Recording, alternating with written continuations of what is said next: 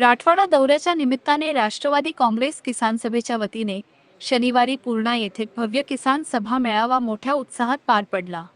नवा मोंढा येथील कृषी उत्पन्न बाजार समितीच्या प्रांगणात झालेल्या या मेळाव्यास तालुक्यातील तसेच पंचक्रोशीतील शेतकऱ्यांनी अलोट गर्दी केली होती।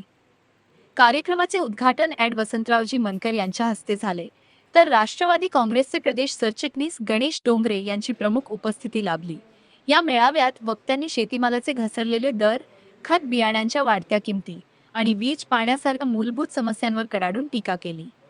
शेतकरी हा देशाचा कणा असून त्याच्या प्रश्नांकडे दुर्लक्ष केले तर तीव्र लढा उभारला जाईल, असा इशारा यावेळी पदाधिकाऱ्यांनी दिला।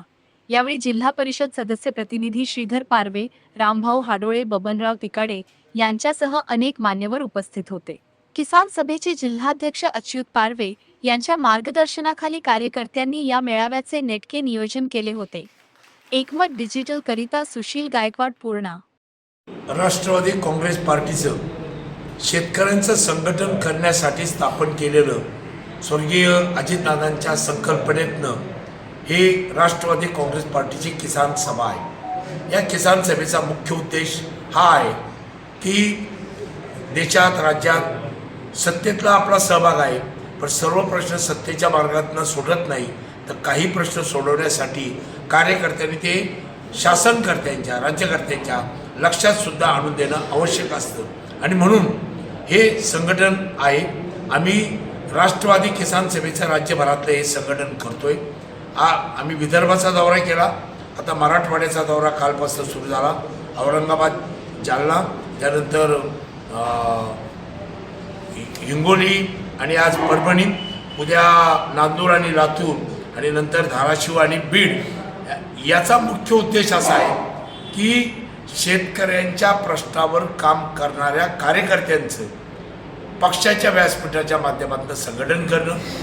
या कार्यकर्त्यांनी एखाद्या सेवाभावी संस्थेसारखं शेतकऱ्यांच्या जीवनात जे दैनंदिन प्रश्न येतात हे सोडवण्यासाठी काय केलं पाहिजे, त्यासाठी कोणत्या मार्गाने गेलं पाहिजे, शेतकऱ्यांच्या अडचणी काय आहेत, त्या अडचणीवर पर्याय काय आहे, हे पक्षाच्या व्यासपीठावर कळावं, पक्षाला ते समजावं।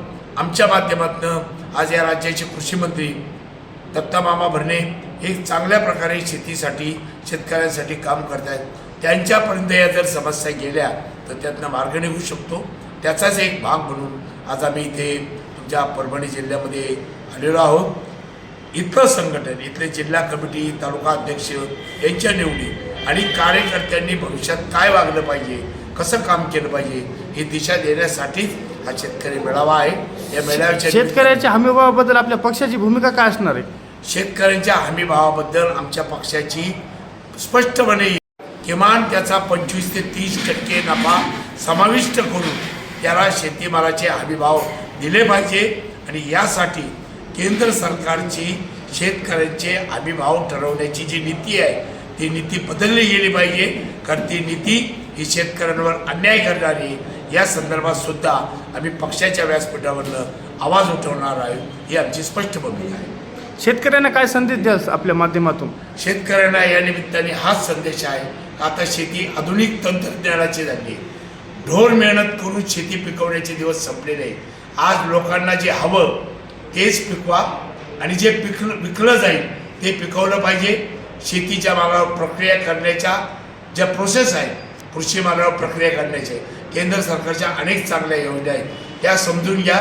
फार्मर्स प्रोड्युसर कंपनीच्या माध्यमातून असेल किंवा समूह शेतीच्या माध्यमातून असेल किंवा गट शेती असेल किंवा फार्मर्स क्लब असतील, यांच्या माध्यमातून कृषी मालावर प्रक्रिया करणं आणि शेतीत पिकलेला माल हा ग्राहकांना थेट कसा विकता येईल यासाठीचा प्रयत्न केला तर तुमच्या मालाला 2 रुपये जादा भाव मिळू शकेल।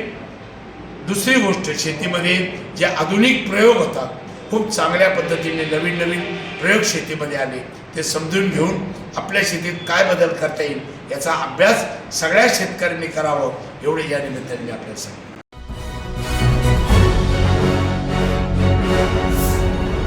Thanks for watching Ekmat Digital.